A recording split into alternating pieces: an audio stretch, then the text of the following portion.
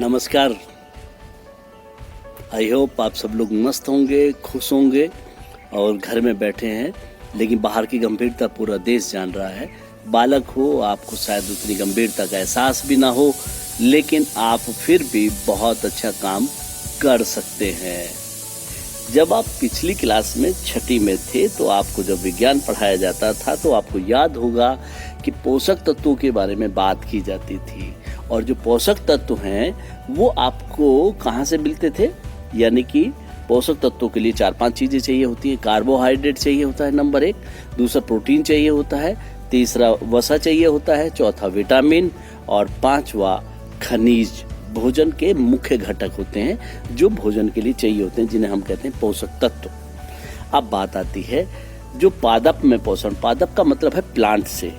इस साल वैसे मैं आपको एक बात और बता दूं, खुशी की बात है कि इस साल का जो अंतर्राष्ट्रीय ईयर है वो प्लांट हेल्थ है, यानी कि पादप यानी कि पेड़ पौधों के स्वास्थ्य को लेकर है। और जो पादप कहना चाहिए, जो पेड़ पौधे हैं वो अपना भोजन कैसे लेते हैं, तो मैं बिल्कुल ठीक एक पेड़ के पास ही खड़ा हूँ और आप इसे देख सकते हैं कि ये जो पेड़ है, ये जो पौधा है, ये अपना भोजन खुद ही बनाता है। ये जो अपना संश्लेषण जो करता है, जो भोजन लेता है, इस भोजन को अगर आप देखें, ये जो पौधा है ये अप्रकाश संश्लेषण के माध्यम से भी और वातावरण में जो उपलब्ध भोजन है उसके तरीके से ही अपना भोजन ले लेते हैं। अगर हम इनके पोषण विधि की बात करें तो इनको 2-3 चीज चाहिए होती है। तो जल चाहिए होता है, यानी कि पानी, कार्बन डाइऑक्साइड और खनिज, ये 3 चीज चाहिए होती हैं। और जो पानी के माध्यम से आपको खनिज मिल जाता है और कार्बन कहना चाहिए जल मिल जाता है।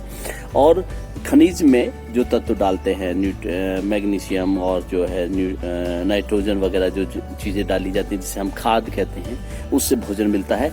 और कार्बन डाइऑक्साइड जो वातावरण में हमारे द्वारा मिलती है, जो हम सांस लेते हैं, ऑक्सीजन लेते हैं और कार्बन डाइऑक्साइड छोड़ते हैं।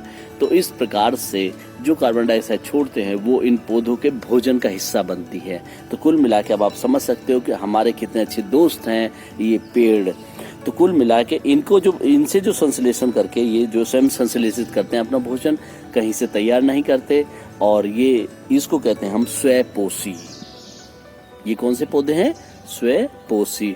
जो पादप यानी कि जो पौधे संश्लेषित भोजन ग्रहण करते हैं, जंतु और अधिकतर अन्य जीव जो संश्लेषित भोजन यानी कि दूसरे द्वारा तैयार किया गया भोजन लेते हैं, उसे हम विषमपोषी कहते हैं।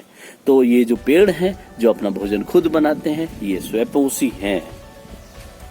महत्वपूर्ण बात आती है कि प्रकाश संश्लेषण कैसे होता है, क्योंकि ये पौधे पत्तियों के माध्यम से, जो पत्तियां पीछे दिख रही हैं, इनके माध्यम से प्रकाश संश्लेषण करते हैं। और जो ये सूरज है जो आप देख रहे हैं, ये सूरज है जो मेरे पीछे आपको दिख रहा होगा, ये सूरज आपको प्रकाश संश्लेषण करने में मदद करता है। तो आइए देखते हैं ये प्रक्रिया कैसे होती है। आप पेड़ों में देखें तो जल, जमीन में और खनिज, लवण जो हैं आपको जो है जड़ के माध्यम से मिल जाते हैं। और फिर ये तने के माध्यम से, ये जाइलम फ्लोएम के माध्यम से फिर ये तने के द्वारा पत्तियों तक जाते हैं। और ये जो पत्तियां हैं, इन पत्तियों की भी खास बात है। इन पत्तियों की क्या खास बात है? इसके अंदर सूक्ष्म रंध्र होते हैं जो वायु के अंदर उपस्थित कार्बन डाइऑक्साइड को एब्जॉर्ब कर लेते हैं। यानी कि हम जो सांस छोड़ते हैं वो चीज ये एब्जॉर्ब कर लेते हैं। वो रंध्र कैसे होते हैं? पत्तियों में जो ये छोटे छोटे रंध्र दिखाई दे रहे हैं, जो रेखाएं बनी हुई जैसे हाथ की लकीरें होती हैं, ये रंध्र आपको कार्बन डाइऑक्साइड एब्जॉर्ब करने की क्षमता देते हैं। तो कार्बन डाइऑक्साइड इन पत्तियों के द्वारा और प्रकाश संश्लेषण में सूरज की लाइट जो पड़ रही है उसका प्रकाश का भी इस पाचन क्रिया को कराने का काम करते हैं। तो कुल मिलाकर ये प्रकाश संश्लेषण होता है।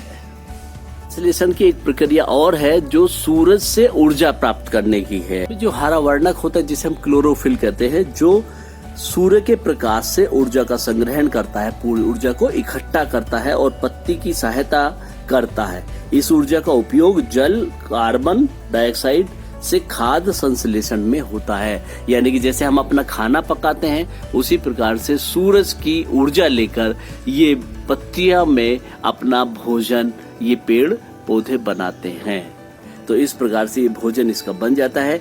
इस पूरी प्रक्रिया को हम प्रकाश संश्लेषण कहते हैं। यहाँ एक बात और ध्यान रखनी है कि सभी जीव, चाहे कोई भी हो, चाहे पेड़ पौधे हो चाहे इंसान हो, सबके लिए सूर्य का ऊर्जा मेन स्रोत है, मुख्य स्रोत है। भोजन का तरीका आपको समझ में आ गया होगा और अब मैं आपके लिए कार्य करता हूँ, एक टास्क देता हूँ जो मजेदार है। क्या कि जो पाठ पीडीएफ में आपके पास मैंने दिया है उसमें कुछ सवाल मैं छोड़ता हूँ कि जो बिंदु लिखूंगा उनकी परिभाषाएं उस पाठ में ढूंढनी है और उनकी परिभाषाओं का लिखना है और साथ में जो लास्ट में उत्तर प्रश्न दिए हैं उन प्रश्नों के उत्तर उस पाठ में खोजने हैं। जो पाठ में उत्तर नहीं मिलेंगे उन्हें हम सब मिलकर खोजेंगे। तो कुल मिलाकर हम पेड़ के पादपों के भोजन को समझ लेंगे।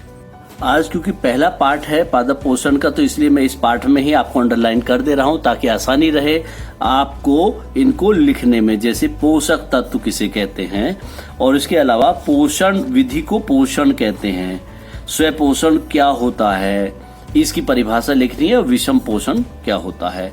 इसके बाद में प्रकाश संश्लेषण, इसे ढूंढिए तो इसका उत्तर इसमें मिल जाएगा। इसी तरीके से ये कोशिका का द्रव है, ये कोशिका होती है और कोशिका के बीच में ये केंद्रक होता है और ये इसके अंदर जो भरा रहता है इसे कोशिका द्रव बोलते हैं और इसके चारों तरफ जो लाइन होती है उसे कोशिका झिल्ली बोलते हैं। इसी प्रकार से प्रकाश संश्लेषण की जो पूरी प्रक्रिया है उस परिभाषा को आपको लिखना है। भोजन जब हम बनाते हैं तो उसमें कार्बन डाइऑक्साइड, जल, सूरज की उपस्थिति में क्लोरोफिल जो हरे पत्तियां होती हैं और प्लस कार्बोहाइड्रेट और ऑक्सीजन इसमें से बाहर निकल जाता है और वो ऑक्सीजन हमें फायदा पहुंचाता है। इस प्रकार से इसको देख ले। तीसरा और इसके बाद आपको जो एक एक्टिविटी करनी है घर पर वो बड़ी मजेदार है कि आप दो गमले लें। क्या लेंगे आप? एक एक्टिविटी घर पे करके देखनी है खुद ही। 2 गमले लेने हैं, एक में अंधकार में एक काले बक्से में 72 घंटे के लिए रखें, दूसरे को सूर्य के प्रकाश में रखिए। तो एक को 72 घंटे के लिए अंधेरे में रख दो और एक को सूर्य के प्रकाश में रख दो। उसके बाद दोनों की पत्तियों में आयोडीन परीक्षण उसी प्रकार कीजिए जैसे आप कक्षा 6 में करते थे। अवलोकन को नोट कर लीजिए। अब आप देखोगे कि अंधकार वाला जो अंधकार में उसमें क्या इफेक्ट पड़ा उसे लिख लीजिए और जो प्रकाश में रहा उसमें क्या इफेक्ट पड़ा दोनों को लिख लीजिए और लिखने के बाद आपको पता चल जाएगा। इसके अलावा आपको जो अंडरलाइन कर रहा हूं ये मृत जीवी, ठीक है, इसका उत्तर आपको इसमें से लिखना है। दूसरा, आपको अपनी कॉपी में आपने क्या पॉइंट सीखे वो पॉइंट बिंदु जो हैं ये वाले आपको एक एक करके आपको लिखने हैं, ठीक है। इसके अलावा आपके जो सवाल हैं, जीवों को खाद्य की आवश्यकता क्यों होती है, परजीवी और मृतजीवी में अंतर स्पष्ट करना है, तो ये आपको करने हैं, ये सवाल आपको करने हैं। तो इस प्रकार से ये सवाल हैं, बड़े मजेदार हैं। इन 1 2 3 8 सवाल हैं, ये 8 सवालों को आपको कॉपी पे लिखना है और इनका उत्तर जो पाठ आपको दिया जा रहा है पीडीएफ फाइल में उसमें से ढूंढ के लिखना है। तो इस प्रकार से 8 नहीं, ये 12 सवाल हैं, 12 हैं, तो 12 सवाल आपको लिखने हैं। आप इतना कर लीजिए, अगले हफ्ते फिर हम बात करेंगे और इससे संबंधित कोई सवाल आपने पढ़ लिया है या तैयार कर लिया है तो उस सवाल को आप पूछ सकते हैं। अभी मैं आपके साथ हूँ।